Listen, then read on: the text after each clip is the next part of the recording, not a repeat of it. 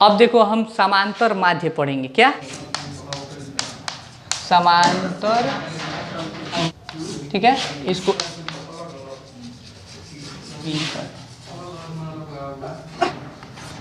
ठीक है। देखो यदि तीन संख्याएं, यदि तीन संख्याएं A B C A P में हो तो बीच की संख्या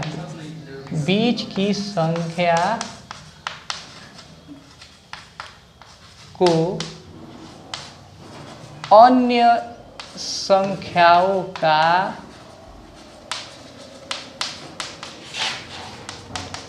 समांतर माध्य कहते हैं।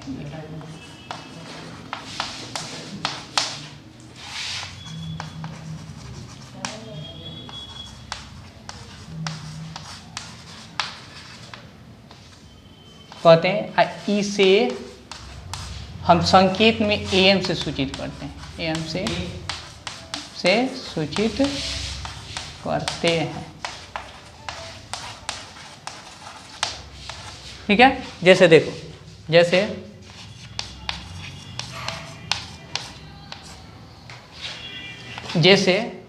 1 3 5 एपी में है, 1 3 5 एपी में है, तो ये जो बीच की संख्या 3 है, ठीक है ना, तो 3 को 1 और 5 का हम समांतर माध्य अर्थात एम कहेंगे। ठीक है ना, एम है क्या, समांतर माध्य या इसी को अरिथमेटिक मीन कहते हैं, एम होगा। ठीक है ना। अब देखो इसी सिद्धांत पे यदि हमको तीन संख्याओं के बीच एक माध्य निकालना, तीन संख्याओं के बीच एक माध्य निकालना, ठीक है, तो कैसे निकालें? देखो, दो दी हुई राशि के बीच की समांतर माध्य,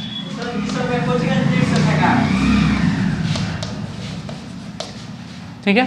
तो देखो, दो दी हुई राशियों के बीच की हम समांतर माध्य कैसे ज्ञात करेंगे? तो दो दी हुई राशियों के बीच यदि हम मान लेते हैं, यदि मान लें कि माना कि ए और बी दो संख्याएं हैं,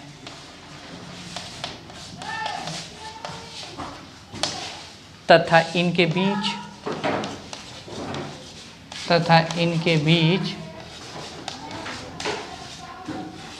ठीक है, तथा ये भी मान लेता था इनके बीच का समांतर माध्य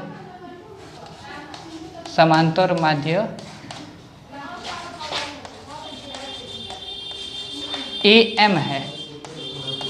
ठीक है। तो ये जो एम है कैसे ज्ञात करेंगे? इसे पे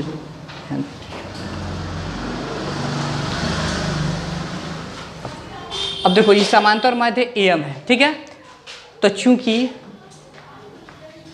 देखो, चूंकि ये तुम्हारा चूंकि ए और बी के बीच एक समांतर माध्य एम है, तो ये निश्चित है कि चूंकि ए एम और बी ए पी में है।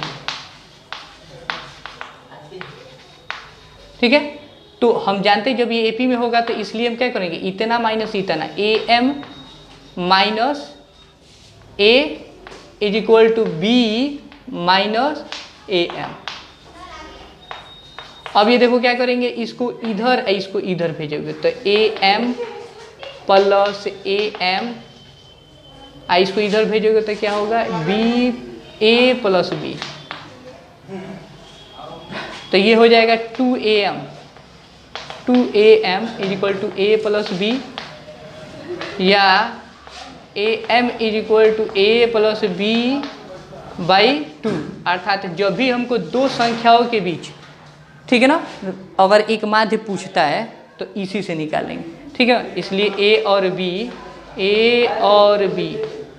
ए और बी के बीच, ठीक है ना, समांतर माध्य, समांतर माध्य ए प्लस बी बाई टू, ये होता है, समझे। चलो तो देखो अब हमको समांतर माध्य में, ठीक है ना, यदि एक पद ज्ञात करना हो तो बताएं कैसे ज्ञात करना है, ठीक है ना। अब एक से ज़्यादा समांतर माध्य अगर ज्ञात करना हो दो संख्याओं के बीच तो कैसे ज्ञात करेंगे, तो उसका हम थ्योरी पढ़ेंगे, ठीक है।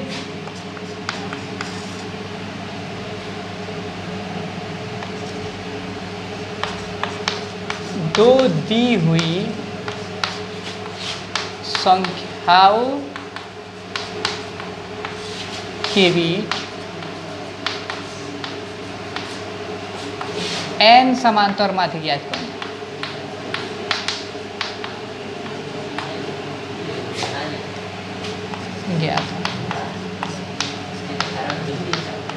देखो दो दी हुई संख्याओं के बीच अगर हमको n समांतर माध्य ज्ञात करना हो, n समांतर माध्य मतलब एक से ज़्यादा हमको अगर ज्ञात करना हो तो कैसे ज्ञात करेंगे इसको समझेंगे, ठीक है। तो यदि हम मान लेते हैं कि माना कि दो संख्याएं a और b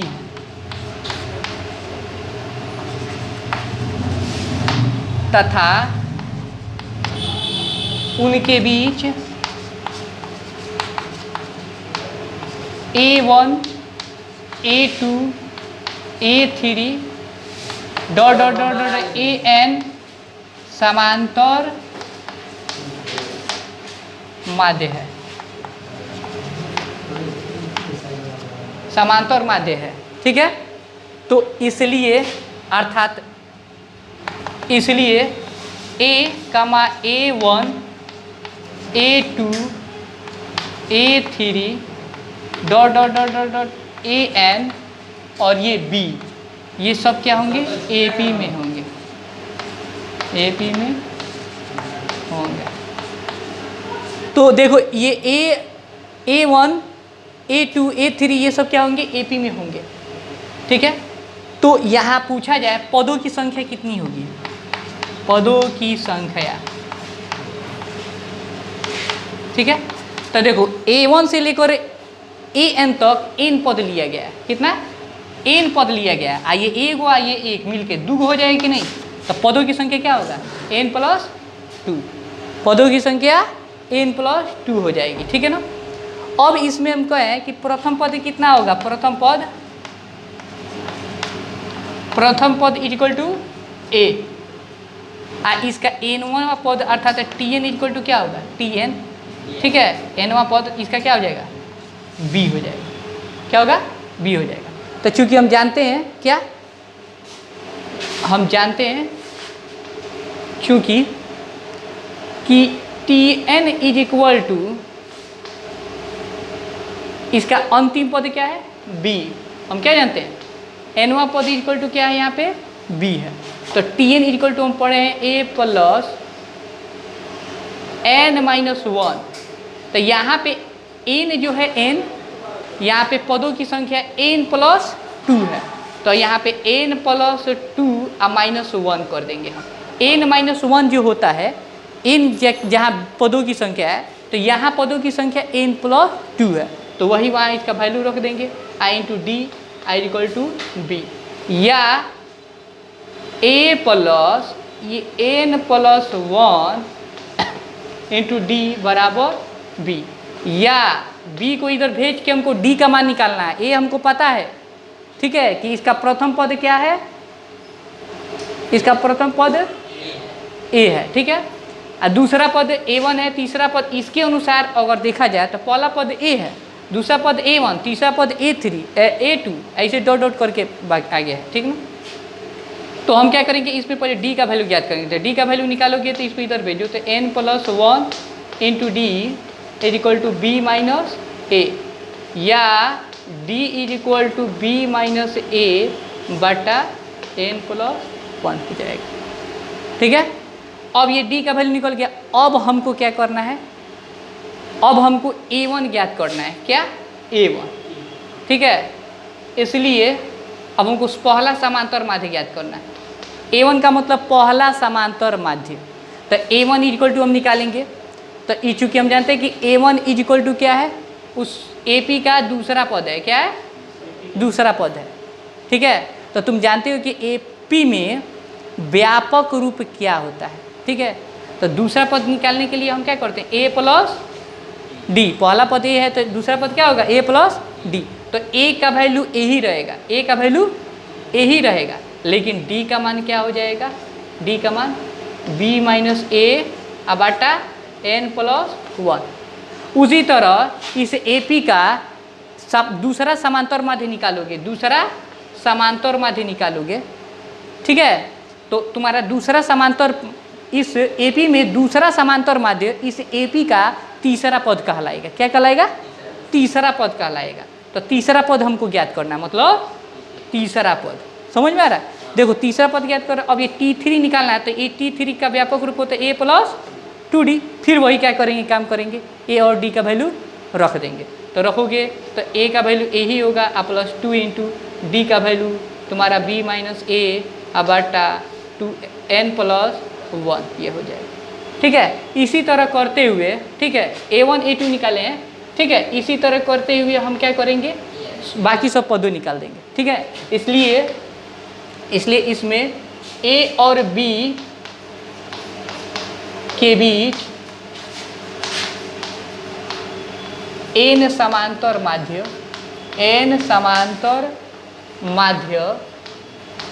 हैं। अब निकाल दो, तो पहला क्या होगा, पहला तुम्हारा हो जाएगा समांतर माध्य क्या, तुम्हारा A plus B minus A बटा N प्लस 1, ये पहला हो गया। दूसरा निकालना होगा तो हो जाएगा A plus 2 into B minus A बटा N plus 1, dot dot dot dot करते हुए अगर N1 निकालना होगा तो क्या हो जाएगा, A plus N into B minus A by N plus 1। तो इस प्रकार हम क्या करेंगे, दो दी हुई संख्याओं के बीच एनवा, ये N पदों तक हम क्या निकाल सकते हैं, समांतर माध्य ज्ञात कर सकते हैं। ठीक है, चलो इसको नोट करो।